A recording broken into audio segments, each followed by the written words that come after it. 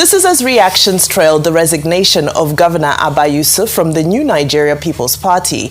National leader of the NNPP, Senator Rabiu Kwankwaso, declared January 23rd as the day of betrayal and received thousands of supporters at his home on Sunday, in a show of solidarity.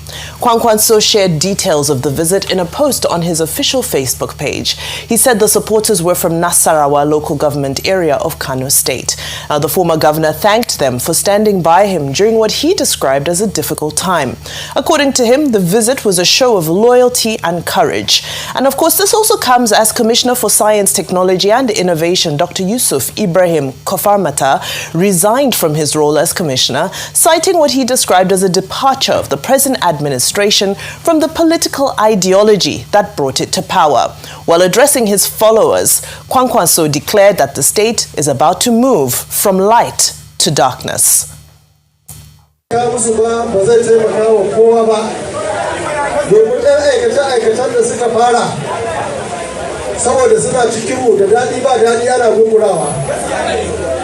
Amma yanzu za a koma gurin da sai dai a sinke hajiya dan.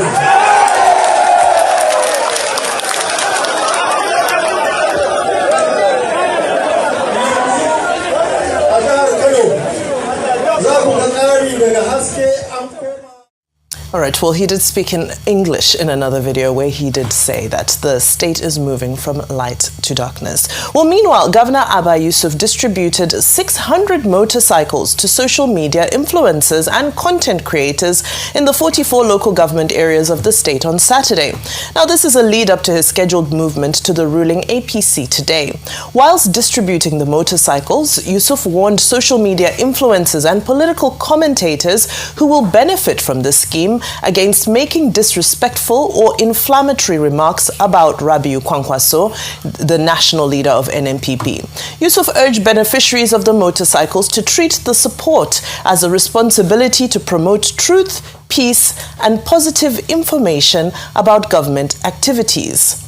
Now, as social media users reacted to developments in the state, a video from the 2023 gubernatorial election has surfaced depicting how Kwankwaso and his supporters held vigil at the INEC headquarters in a bid to protect the NNPP votes after the election. So they can be seen breaking to hold prayers as they watch over the collation process, which would have started later. But you can see this was led by Kwankwaso and his followers at the gubernatorial election. He's there as well. And several other notable individuals.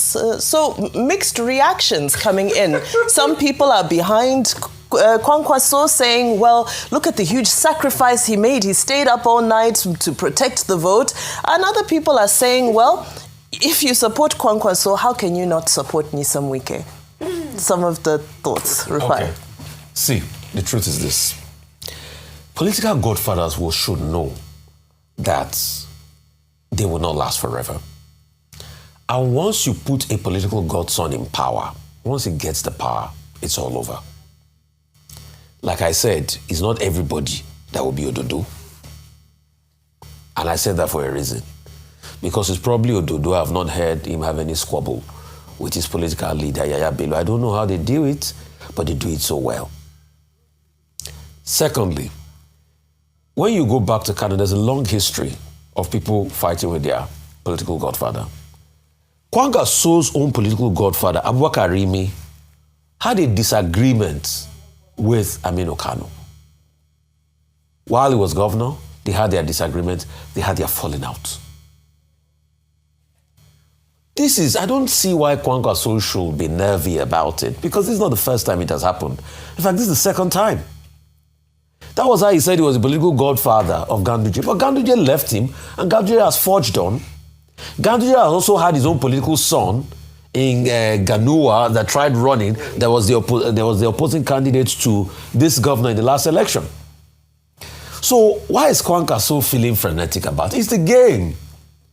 Once you give your political godson power, there is no how he will want to find his path for himself. And that is what is happening. And this is a message to all political godfathers out there that think that they are all in all. Before you became a political godfather, you were subservient to somebody. So there's no big deal about it. For me, the challenge is just the reason at which they are saying they want to align with the center, and didn't they know all of this before? Is when the fight side, they say, oh, they didn't allow me appoint commissioner and appoint this and all of that. I think for Kwankwaso, the best is, if he still owns the NNPP, now he should start looking for another political godson that he will throw into the election to fight against this person that is there. At least he looked for somebody, he supported somebody to be able to fight against Ganduje in the 2019 elections, if my memory serves me right. Abi? So let's stop deceiving ourselves. There's nothing too emotional about it. And let me make the final point, Bl0w. Plus, the political father and the political godson, they don't care about you and I, the Nigerian people.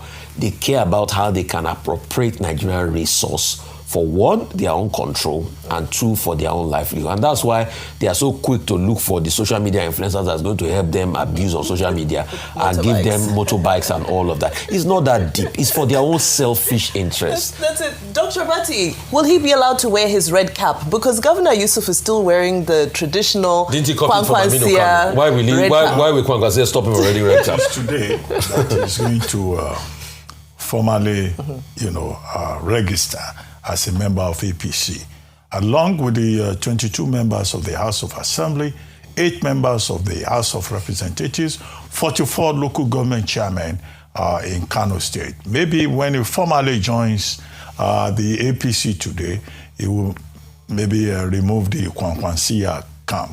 However, what Kano politicians say is that there is a difference between the NNPP and also the Kwankwaso. Kwankwaso is a political ideological movement of Kwankwaso. NNPP is the party, and NNPP, we have been told, is troubled. But the main thing here is Kano is a very important state in the election calculus.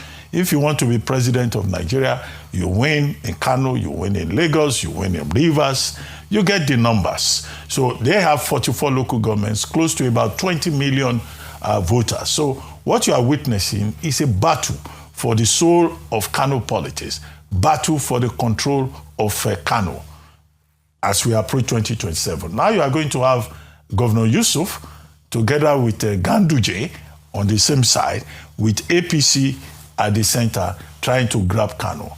Now, how much influence Dr. Kwankwaso has in Kano State will be tested again this time around. And whether or not he himself will end up going to join the APC remains to be seen. But one issue of concern here has to do with the relationship between godfathers and godsons. Godfathers, as we are beginning to see, also die. One godfather was deposed, some kind of regicide, in your state. We've seen an evolving regicide in Rivers State. We've seen it, I think, in Anambra State also, and in some other states across the country. I think it is important for these persons who call themselves godfathers to realize that a time will come when the son will also aspire to become the father. And that's why we have all these tension, conflicts in many states in Nigeria. But the story is that Governor Yusuf doesn't feel free enough. Administrators are appointed for him, councillors are appointed for him, party chieftains are appointed for him. It can be quite suffocating for you to be a governor like Fubara, a governor like Abba Yusuf, and you are not allowed to exercise your own authority. And now we hear that he has been promised automatic ticket in the APC, which he was not sure of in the NNPP with the influence of the godfather. So basically, politicians are looking for power and they want to survive and they also want to grow.